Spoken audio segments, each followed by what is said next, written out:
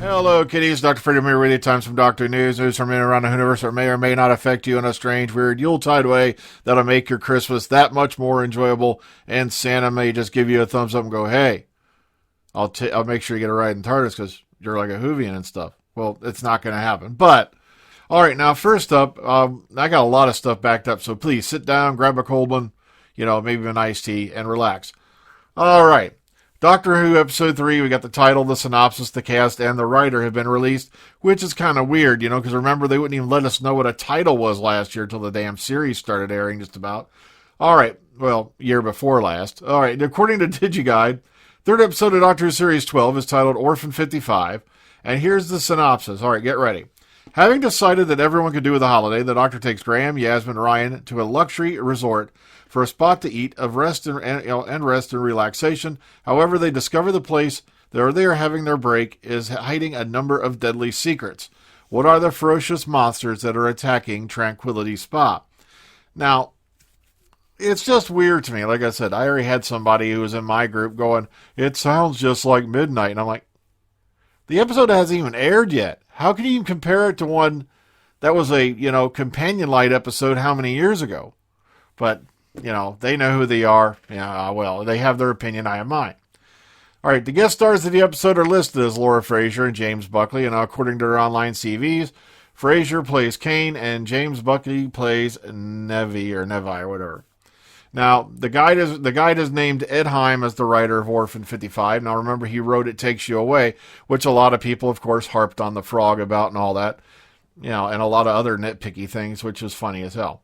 Now, Orphan 55 was partly filmed on location in Tenerife, and it's part of Block 2 filming of the series that was directed by Lee Haven Jones, which also directed Spyfall Part 2. And, of course, this is the episode that will be airing on January 12th at 7:10. So keep your eyes and ears open on the schedule, because everything's going to be right around the 7 to 8 o'clock era for Doctor Who this year so far. Well, between 7 and 8, but usually leaning towards 7. All right, moving forward. There is a sweepstakes out there. This is the Paley Center sweepstakes. All right, blah, blah. After traveling through time and space, TARDIS landing in New York City on January 5th, 2020 for a special one-day-only screening event and the live Q&A with Jodie Whittaker, Tawson Cole, and Mandip Gill. Enter for your chance to win a pair of tickets to the Paley Center screening of the Season 12 premiere and the exclusive early unveiling of the second episode. And, and it's going to be in the theater, and they're also going to be there for a live Q&A featuring, the cast and whatnot. Now, if I remember right, the deadline for the entry on this is the 31st. So you got 9 more days, well, 8 more after you see this probably. Be able to go enter this. Here's the info you need to put. Here's the page. And, of course, you'll have a link to it down in the description box should you want to go, enter. All right, now Jodie Whittaker looking glamorous in a sleek back dress as she joins guest star Lenny Henry at the Doctor Who photo call ahead of the new series. Now, the whole cast, primary cast was there at this particular, the press screening, which was earlier this week. And of course, they're referring to a lot of these photos here. If you're into this kind of stuff, there you go. There's Lenny Henry, who, by the way, we found out later was misquoted by the Mirror. There's a big surprise. And his quotes were taken way out of context and mislabeled. And as I keep telling people, everyone's like, the Mirror gets things right. Yeah, and even a broke clock's right twice a day, as I keep saying. Every now and then they get a nugget of information, but yeah, if you want to go pick the peanuts out of their crap, that's good for you. I generally, I really, really look at their stuff with heavy scrutiny when it does come out. All right, so if you want to go check out these beautiful photos, there's, what do you call it? It's Jodie, Mandip and, Graham or Bradley Walsh. I keep calling him Graham O'Brien. I don't know why. Check out the red slippers. He's like going to Oz or something. I don't know. Okay, so lovely, lovely stuff there. All right, maybe I don't see Tawson here. I could have swore he was at this thing. All right, so there's Lenny Henry, of course, looking sharp. And some really lovely photos if you want to, if you have your own little collection of them. Ooh, nice trainers. Okay, so maybe Tawson was at this. I thought he was. Okay, so because we know he's been doing some, tours over here for cons. They're coming up. It's what here and in over in Europe. Well, mainly UK. All right, Spyfall screening itself. The BFI Southbank, and this is just more, stuff that was at the Spyfall screening, as well as links to some stuff, some tweets. More and more photos. A lot of these, of course, you do. Oh, there he is. I think that's him. No, that's Segan Akinola. Duh, I feel bad now. Who is the composer for the series? I thought I recognized that guy. All right. And a lot of lovely photos. And here it is. They were stamping this into the burgers being sold. They were stamping this into the burgers being sold at the Spyfall screening. Come on. I'm talking about marketing. We'll stamp it in a hamburger. That'll sell tickets. All right, here we go. Jodie Whittaker wants to do a Doctor Who episode with Christopher Eccleston and David Tennant. See what name's missing there?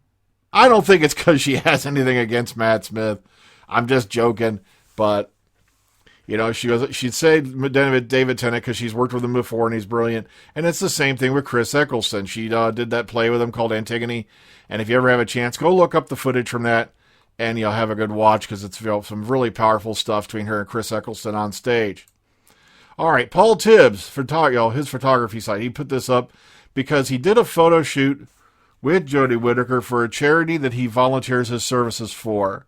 And she agreed to model a bobble hat to promote the charity's annual hashtag Bobble Hat Day. So, some really cute photos of Jodie Whittaker here, wearing the bobble hat. And, this is some really, really cool stuff. So if you're into collecting photos and all that, maybe to stick them on the computer, use them for wallpaper, here you go. All right, Doctor Who release episode-specific merchandise every week this season.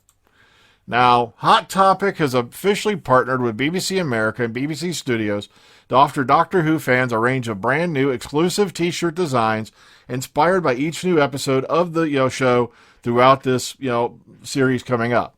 So, if it says right here, in a first for the live-action TV series, episode-specific merchandise will be released on Hot Topic's Doctor Who Hub on a weekly basis immediately after each episode airs, allowing fans to commemorate Jodie Whittaker's exciting second season as a Doctor. Okay, Sylvester McCoy says Paul McGann Doctor Who series would have brought back classic Doctors and Ace.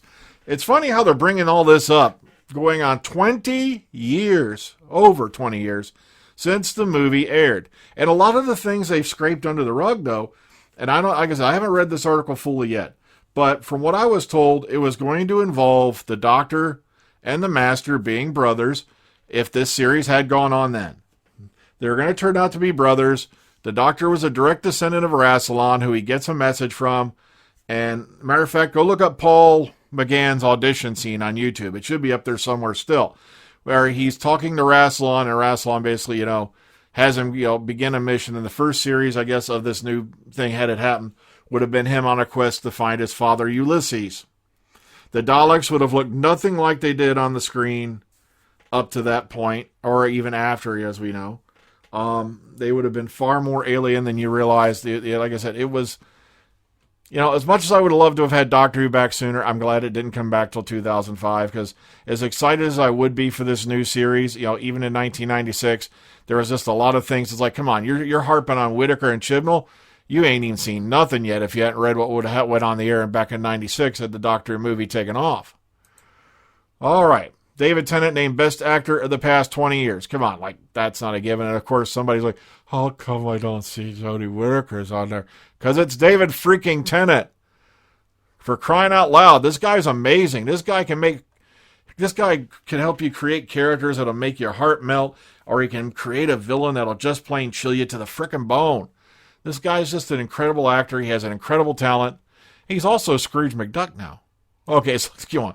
Paul McGann comes down to Earth with a bump in Doctor Who Stranded, and this is about the new Big Finish series coming out next year, a box set, in which the Doctor finds himself stranded on Earth after he loses the TARDIS. And it's kind of like a continuation of the Eighth Doctor adventures. They'd gone so far as they could, I think, with the Time War, Ravenous and all that other stuff. And it's kind of nice to see they're going to get back to some really basics here with Paul McGann, as far as I've read. So, speaking of Sylvester, he says Doctor Who has always been political as the classic series lands on BritBox. Folks, that's why I'm dying laughing at all these ridiculous arguments that are out there against Jodie's Doctor and Chibnall's era. About it being too PC and SJW and all that. Even Sylvester will tell you the show's been political since day one. Well, almost day one. So, go check that out. Here you go. And lastly for today, Doctor Who battles Daleks in suburban Australia in a unique Christmas lights display. And this is some really, really cool stuff. This family in suburban Australia put together this display, I guess, with their props and what they have and whatnot for the holidays. And it's just, look at this, really cute stuff. So if you want to go check this out, look at this. This is freaking awesome, man. They even got a special weapons Dalek. Check that out. So it's really nice that these folks do this, just for fun and all that. Be sure to go take a look at those photos. That's just some really, really cute stuff. Well, folks, that's all I had for you for today. But like I said, I'm still amazed that here we are. We're going into Jodie Whittaker's second year, and we're still dealing with a lot of the same prejudices that are out there. And yes, I do use the word prejudice. And it doesn't mean necessarily that you're against, Doctor being female or whatnot. But it just seems to me like, the word prejudice, let's break it down. Prejudice to prejudge. And with some of the people I've been talking to lately, they've already determined that Series 12 is going to be total shit. And the first episode's still 9 or 10 days away from airing. You see what I mean? They're never going to give it a fair shake. They're never going to take a look at it and say, maybe I can get into this. It just astounds me still that this is going on. Do you think the BBC actually honestly cares that you're going into other people's groups, especially ones like fans of Jodie Whittaker on Facebook, things like that, and making attack messages? Do you think that gets your message across? What does that show people who you really are, how you behave?